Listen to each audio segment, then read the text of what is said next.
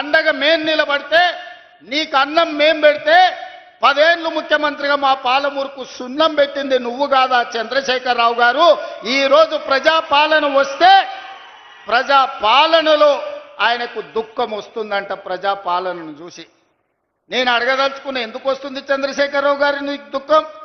తట్ట పని, పార పని, మట్టి పని వలసలు పోయి కూలీలుగా ఉండాల్సిన పాలమూరు రైతు బిడ్డ, నల్లమల బిడ్డ రేవంత్ రెడ్డి తెలంగాణ రాష్ట్రానికి ముఖ్యమంత్రి అయినా నీకు దుఃఖం వచ్చిందా? లేకపోతే మా దళితులేమో చెప్పులు కుట్టుకోవాలి, మా యాదవులేమో గొర్రెల్ని పెంచుకోవాలి, మా ముదిరాజు సోదరులు గంగపుత్రులు చేపలు పట్టుకోవాలి, మా గౌడన్నలు ఈదులు గీసుకోవాలని నువ్వు పథకాలు తెస్తే మేము ఈనాడు మా దళితులు, మా యాదవులు, మా గౌళ్ళు, మా ముదిరాజులు, మా వాల్మీకులు, మా మాదాసి కురువ బోయల పిల్లలు చదువుకోవాలి. చదువుకోవడానికి young India integrated residential school Jagprolu గ్రామానికి 200 కోట్ల రూపాయలతోటి 25 ఎకరాల కట్టి చెప్పులు గుట్టుడు, చేపలు పట్టుడు, ఈదులు గీసుడు, గొర్రెలను పెంచుడు మా తాతలు ముత్తాతలు వాళ్ళ తాతలు కూడా ఆ వృత్తిలో వచ్చారు. ఇవాళ మా పాలమూరు జిల్లా మేలుకొన్నది.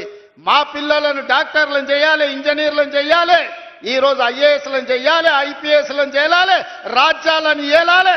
మా పాలమూరు బిడ్డ తెలంగాణకు ఒక 20 ఏళ్ళు ముఖ్యమంత్రిగా ఉండాలి అని మా జిల్లా కంకణం కట్టుకున్నందుకు ఇవాళ నీకు కడుపు నొప్పయి దుఃఖం వచ్చిందా చంద్రశేఖరరావు గారని నేను అడుగుతుండా.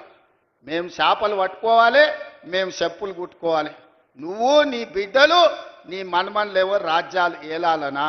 అంటే మా పాలమూరు వాళ్ళకి మంత్రి పదవి వద్దా?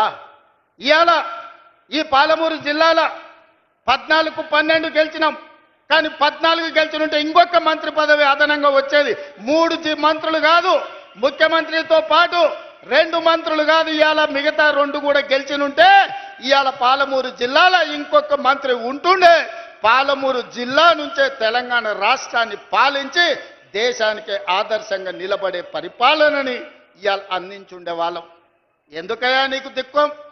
40 ఏళ్ల నుంచి మా దళితులు, ముఖ్యంగా మా మాదిగ బిడ్డలు వర్గీకరణ కావాలి, మాకు న్యాయం జరగాలి, జీవితకాలం పశువులను మోసుకోవాలి, పశు మాంసమే తినాలనా?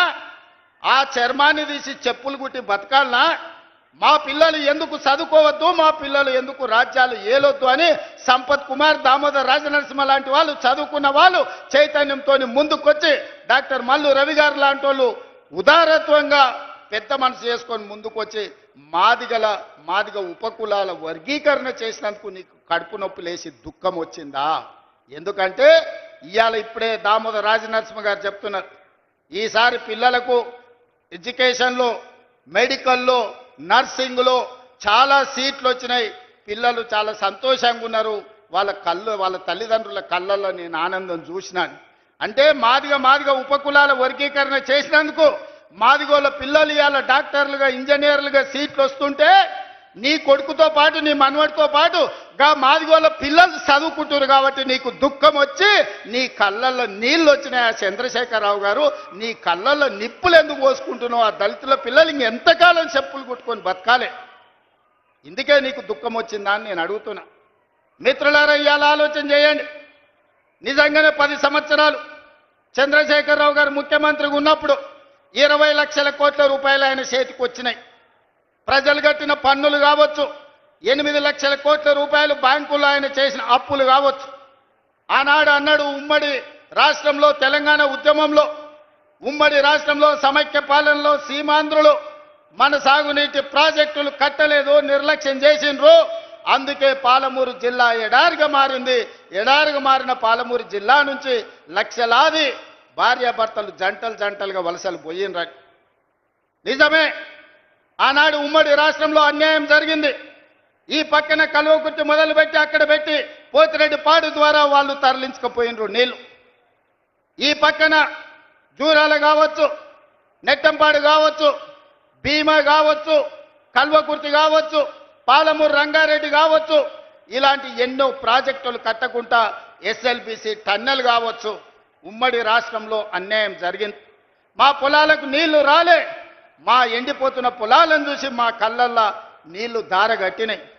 అందుకే కదా నాడు నీ కండగా నిలబడి ఈ పాలమూరు జిల్లా మొత్తం జై తెలంగాణ అని నీ పార్టీని గెలిపిస్తే 10 సంవత్సరాలు ముఖ్యమంత్రిగా ఉన్న చంద్రశేఖరరావు గారు నేను నిన్ను సూటిగా అడుగుతున్నా, నా గడ్డ మీద నుంచి నా పాలమూరు రంగారెడ్డి ఎత్తిపోతల 10 ఏళ్లలో ఎందుకు పూర్తి చేయలే? నా కల్వకుర్తి ఏమైంది? నా నెట్టంపాడు ఏమైంది? నా భీమా ఏమైంది? నా కోయిల్ సాగర్